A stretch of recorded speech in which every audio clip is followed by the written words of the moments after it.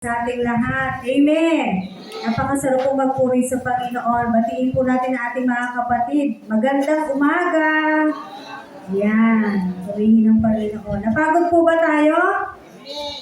Amen. That's so way. Kasi mainit. Uleno po. Maganda na po tayo kasi summertime na. Malapit na po ang summer. Yan. Purihin po ang Panginoon. Ang mga bata po natin ay doon po sila sa side, yan. Yan po sila para maturuan po sila.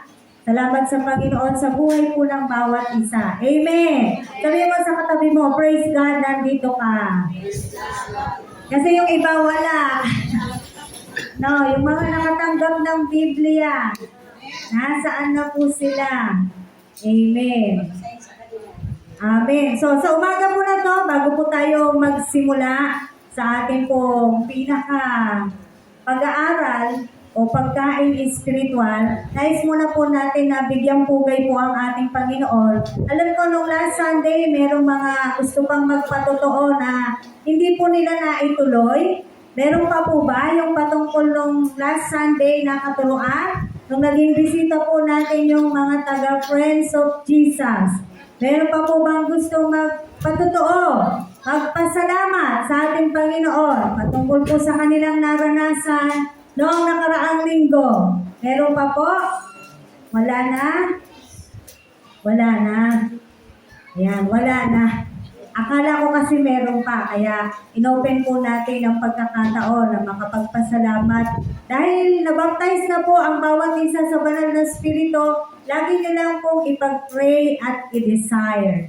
Hindi pa man po kayo speaking in tongues ngayon, always desire and pray na makapag-speak in tongues po kayo. Ibibigay po yan ng Panginoon. Amen!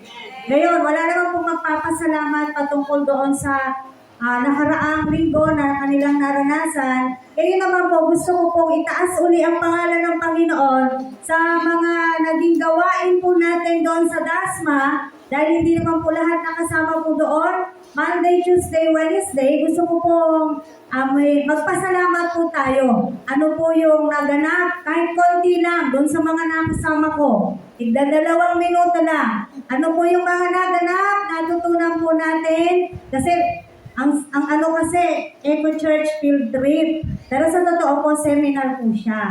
Pastor Michael said that was a seminar. Amen? So, ano po yung mga natutunan po natin doon sa mga nakasama po natin nung nakaraang linggo, nakaraang 3 araw, no? Patungkol po sa ating Eco Church Seminar. Sige po, tigda-2 minuto na. Ayan, si Ate Joy. Palakpakan po natin ang Panginoon sa buhay ni Ate Joy. Amen. Ang ating po natutunan doon na itinuro ng pastora doon ni Pastora Choi, isa po siyang Koreana. Ang sabi niya po doon, tinuro niya sa amin na dapat po talaga sa isang iglesia, ang pinakasentro po natin talaga ay si Jesus, Jesus Christ po. Kasi kung hindi po siya ang magiging sentro ng ating church, may tendency po na mas mabubuwag o masisira po ng kaaway ang ating church. Kaya po, tayo rin po bilang church din or templo ni Cristo, dapat po na si Jesus po ang maging sentro ng buhay natin. Kasi po kapag si Jesus po ang naging sentro ng buhay natin, ang ating buhay po ay magiging maayos at ang ating buhay po ay hindi po tayo agad-agad madadaig na anumang problema, mga pagsubok na kinakarap natin dahil andyan si Jesus na laging gumagabay po sa atin at laging tumutulong po sa atin. Lahat po ng laban natin na ipapanalo natin dahil po sa tulong ng ating Panginoon. Kaya patuloy nating gawing siya ang maging ulo ng ating iglesia, sa maging ulo ng ating buhay, ng ating katawan, at siya rin po ang maging sentro ng ating pamilya at maging sentro sa ating bilang mag-asawa, yung mga may asawa po, yun. Siya po ang dapat na una sa lahat. Siya po ang maging first priority natin bago ang iba pang mga gawain natin. Kaya po, yun po sa Diyos po ang pinakamataas sa papuri.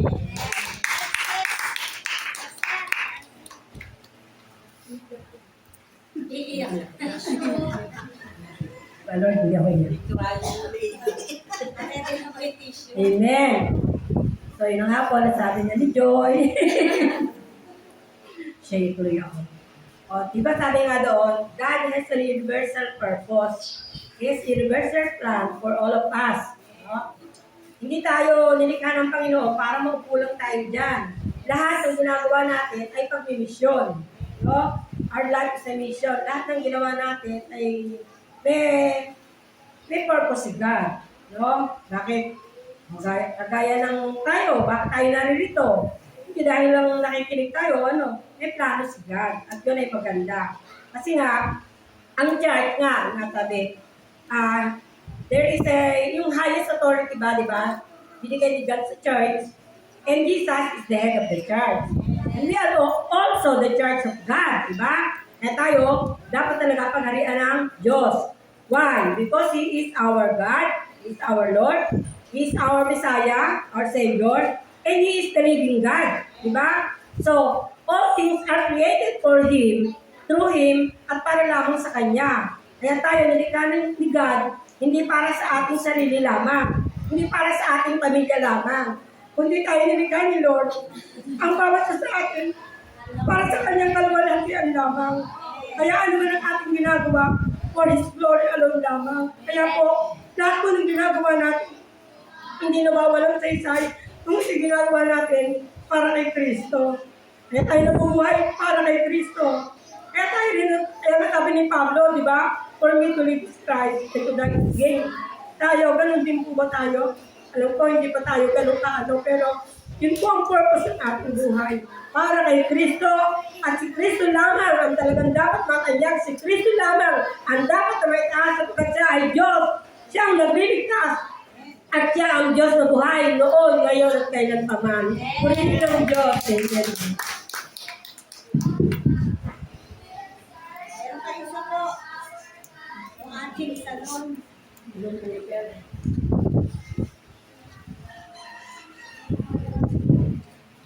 Purihin po ang Panginoon dahil kagalakan po sa akin na makasama sa Eco Church Field Trip. Hindi ko po inaasahan na ako'y makakasama kasi ang alam ko magti-training lang ako sa salon. Pero sa 3 araw na yun nakasama ako sa Eco Church Field Trip. Yun nga po, ang sabi nga po doon na kailangan po si Jesus lang ang maging sentro sa ating buhay. At saka lahat ng plano niya ay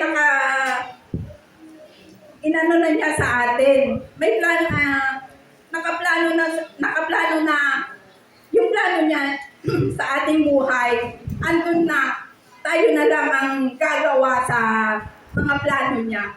Yun lang po.